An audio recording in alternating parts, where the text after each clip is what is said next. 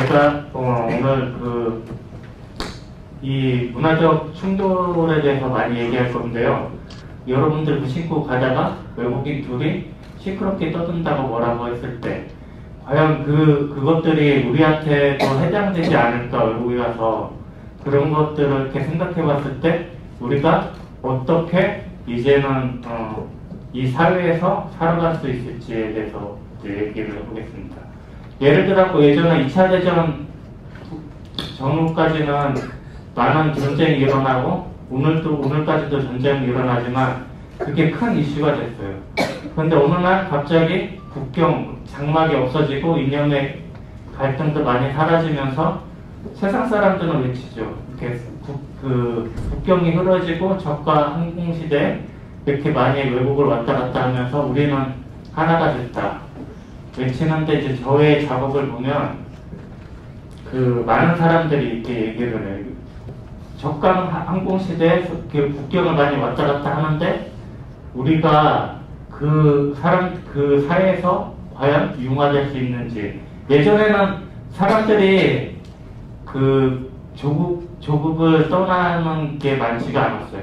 그렇지만 오늘날에는 국경이 흐려지면서 자본의 논리 때문에 일을 하기 위해서 아니면 학업을 하기 위해서 많은 나라로 이주를 하고 또 이렇게 뒤엉켜서 인종들이 살아가요. 이 대전만 보더라도 많은 외국인들이 있겠죠. 외국인들이 있겠지만 그 외국인들이 오늘날 우리와 어떻게 살아갈 것인지에 대한 문제에 대해서 제가 작업을 하면서 여러분들께 이렇게 관객들한테 질문을 던지는 거예요. 예를 들어 갖고서 아시아에서 프랑스인들이 살아가는데 모국의 발음과 거기에서 배운 불어로 이렇게 언어를 써야 되는데 그 언어가 과연 얼마나 정확할 것인지에 대한 문제도 있거든요. 그렇지 못할 경우에 나타나는 사회적 부조리 속에서 우리가 살아가. 예를 들어 갖고서 제가 외국에서 유학을 갔을 때 낯선 곳에 이방인으로 갔을 때 언어라는 무기가 없이 세상을 살아간다고 하면 그거는 엄청난 현실과 맞닥뜨려야 될 문제거든요. 이런 문제들이 앞으로 여러분들한테, 그러니까 저보다는 더 많이 살아갈 사람들한테 수많이 다가올 거예요. 저기 어린이들도 있지만 그 어린이들한테는 더 많은 외국인들이 옆에 있고 저 어린이들이 성장해서 외국으로 갔을 때 원주민들이 과연 우리 한국인들한테 우호적으로 대할 것인가, 아니면 우리가 해왔던 대로 우리도 그들한테 똑같이 해줄 것인가에 대한 문제거든요. 아니면 우리가 다 같이 어떻게 아름답게 이 세상을 살아갈 것인지 그거에 대한 고민도 있어야 된다고 생각합니다. 우리가 아름답게 이 세상을 살아가기 위해서는 문제는 여러분들이 매일매일 느끼는 거에서 과연 우리가 어떻게 우리 주위에 있는 외국인들을 받아들일 것인지. 오늘날에 예전에는 아까 전자에도 얘기했듯이 예전에는 전쟁 그런 것이 문제였지만 오늘날에는 작은 사회에서 여러 인종이 살아가면서 어떤 문화적 충돌이 일어날 것인가에 되게 많은 문제가 있어요. 예를 들어 작은 엘리베이터 안에서 서로 다른 언어를 쓴다든지 아니면 길을 가다가 다른 언어가 들려왔을 때 여러분들은 그 언어를 듣고 어떠한 반응을 할지에 대해서 생각할 필요가 있거든요. 저는 이렇게 가면서 많이 듣거든요. 그런 언어들을. 그런데 한국 분들이 거기에 대한 그런 것도 많이 봤거든요. 그런데 그런 안 좋은 모습들이 계속됐을 때 우리가 이 사회에서 어떠한 역할을 할 것인지. 그리고 그런 거죠. 사회가 단순해요. 사회가 오늘날에는 한 사회가 외국인이 오는 걸 막지를 못해요. 막을 수도 없고. 그렇지만 막지를 못한다고 하면 어떻게 살아갈 것인지에 대한 명확한 해결책은 있어야 된다고 봅니다. 이것을 저희 보면은 많은 평론가들이 저희 작업을 보면 건널 수 없는 장벽이 보인다고 해요. 저희 작업을 보면. 그게 무슨 얘기냐면 차라리 그 문화적인 그 극단의 대립이 있다는 걸 그 존재에 대해서 인정을 하고 우리가 그거를 해결을 하려고 노력했을 때 더 많은 그런 사회적 분위기들이 더 아름답게 변하지 않을까.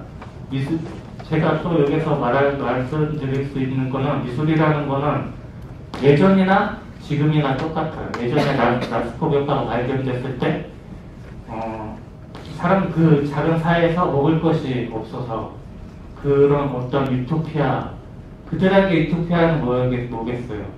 먹는 것이었거든요. 그렇기 때문에 그 벽화가 나오고 오늘날에는 어떤 사회적인 분위기, 그렇게 상락해져가는 이 사회에서 어떻게 우리가 좀 더 따뜻하게, 아니면 그 옆에 있는 약자를 이렇게 보면서 그 약자에 대해서 생각을 해볼 수 있는지, 그거에 따라서 많이 바뀌는 것 같아요. 예를 들어서 저희 작업 중에서 여기 보면 비자가 있어요. 이거는 비자가 아니고 이제 체류증이라고 하는데요. 제가 외국인으로서 프랑스에 살아가면서 1년에 한 번씩 받아야 될 증명서예요.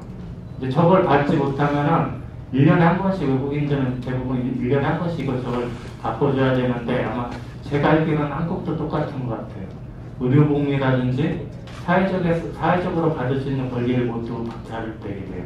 예를 들어서 프랑스 공무원이 조금이라도 늦게 하면은 저한테는 한 3주 아니면 한 달 정도의 의료보험이 되지 않아요. 그런 경우가 10년 동안 살면서 빈번히 일어났거든요. 이런 문제들이 지금 이제 그 유럽 쪽에서는 많은 외국인들이 있지만 한국에서는 아직도 이렇게 극소수의 외국인이 있다고 저는 생각해요. 많지는 않다고. 근데 더 건강한 사회가 되려면 많은 외국인을 갖고 거기에서 우리가 어떻게 살아야 할 것인가에 대한 여러분들 스스로의 답을 해야 된다고 생각합니다. 원래 미술이라는 말이 아까 저 사회자님도 얘기했지만 미술이라는 말이 아름다운 기술이에요. 그 아름다운 기술이 과연 조형적으로 이뻐서 꽃을 이쁘게 해서 여러분들한테 제가 선사할 것인지, 아니면 사회적인 문제를 끄집어내서 작업을 통해서, 오늘날의 풍경을 작업을 통해서 여러분에게 질문을 던졌을 때 여러분들이 그걸 생각해서 어떠한 작업을 우리가 살고 있는 사회가 어떠한 세상인지 인식했을 때 저는 그게 더 좋은 작업이라고 생각합니다. 미술이라는 건 간단해요. 유토피아를 지향하는. 근데 그 유토피아가 뭔 꿈속에 있는 것이 아니라 우리가 살아가는 사회에서 조금씩 그 안 좋은 사회적 구조를 바꿔나가는 테크닉, 기술이라고 생각합니다. 예전에 보면은 신윤복 선생님도 있었고 김웅도 선생님도 있었지만, 그때도 그 시대를 명확하게 담는 것들에 대해서 오늘날에 우리가 많은 그 작업들에 대해서 가치를 두잖아요. 오늘날 지금도 똑같아요. 지금 작가들도 수많은 외국의 작가들이나 한국의 작가들도 우리가 살아가고 있는 시대에 그 사회적 약자들, 그리고 이 아픔들을 어떻게 다룰 것인가에 대해서 많은 고민을 한다고 생각합니다. 그런 것이 오늘날 우리가 인문학이든 아니면 철학이든, 그래서 그런 미술의 주제로 많이 사용하는데요. 예를 들어서 우리가 살아가는 이 시대는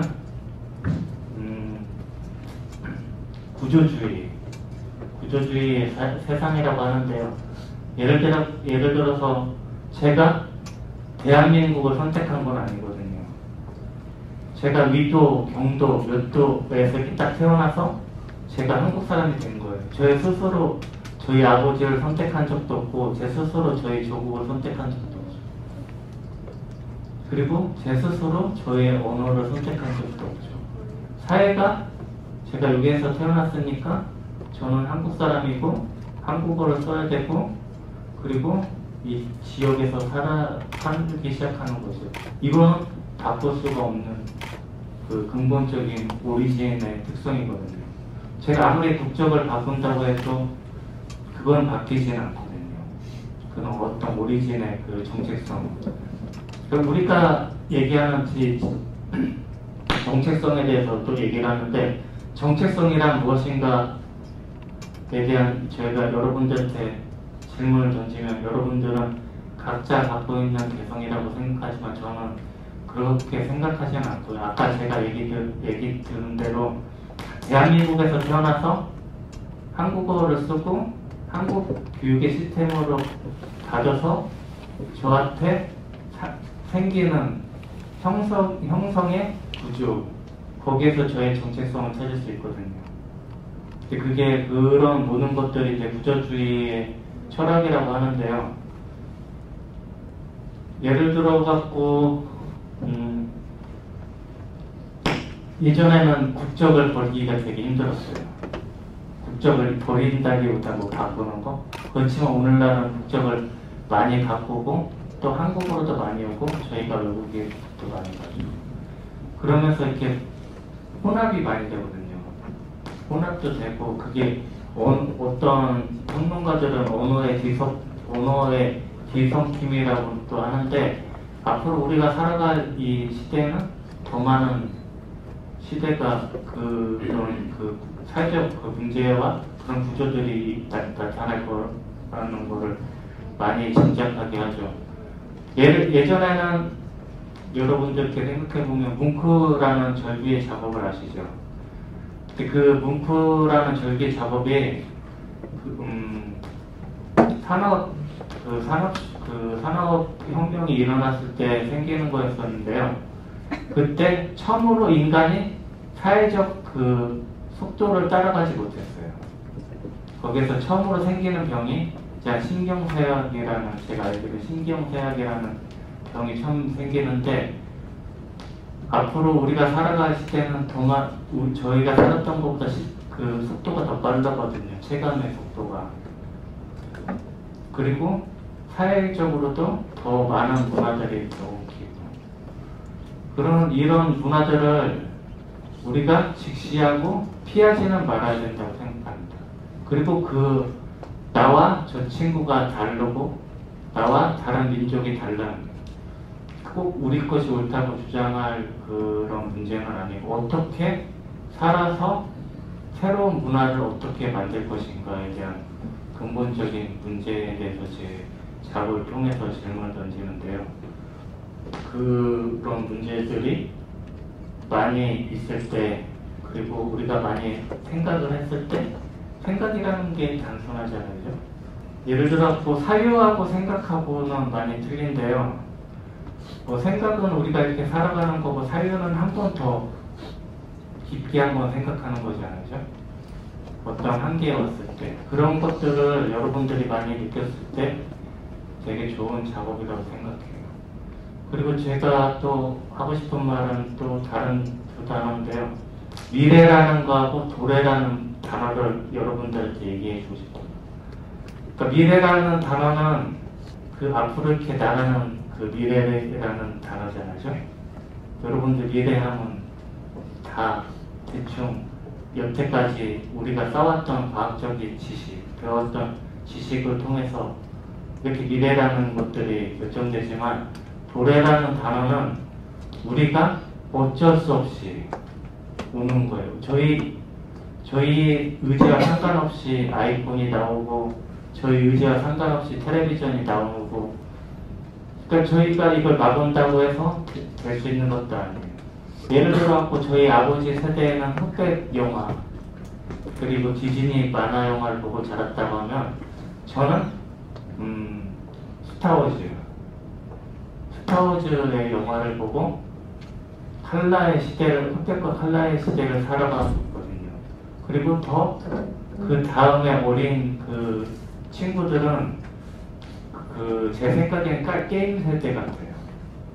어려서 태어났을 때부터 게임을 옆에다 두고 그 게임으로 이렇게 같이 성장해 나가면서 그들이 만드는 이미지, 그러니까 게임으로 작업하는 게 아니라 그들이 만드는 이미지들이 앞으로 우리가 보게 될 미술이라는 거죠.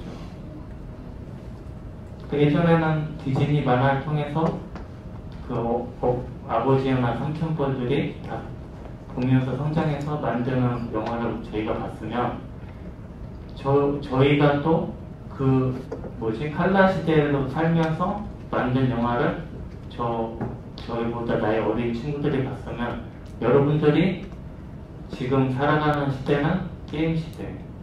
게임을 통해서 여러분들이 인격이 형성되고 게임을 통해서 살아가고 이거는 피할 수 없는 그 사회적인 현상이거든요. 이런 것들을 조금만 더 생각해 보면 우리가 앞으로 어떤 작업들이 나올 것이고 그리고 우리가 어떤 성격의 소유로 인생을 살아갈 것인지 그리고 거기에서 좀 결핍되는 것들은 어떤 것으로 메꿀 것인지에 대해서 제 생각에는 여러분들이 많이 생각해 봤으면 좋겠다는 생각입니다.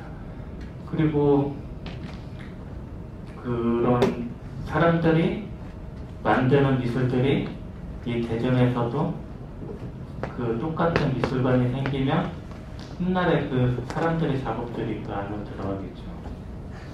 그런 것처럼 그 예전의 미술을 지키는 것보다 어떠한 미술을 만들어서 우리 후세가 제 어떤 문화유산을 남길 것인가가 저한테는 더 중요하다고 생각해요. 이 대전은 100년의 역사를 갖고 있지 않은 거죠. 2차 대전 후에 그쯤에 생긴 이 대전이기 때문에 우리가 더 노력을 하면 우리 후세에 어떤 그 문화들을 줄 수 있을지에 대해서 생각해보는 그리고 제 작업도 그거에 대한 질문이었습니다. 네, 감사합니다.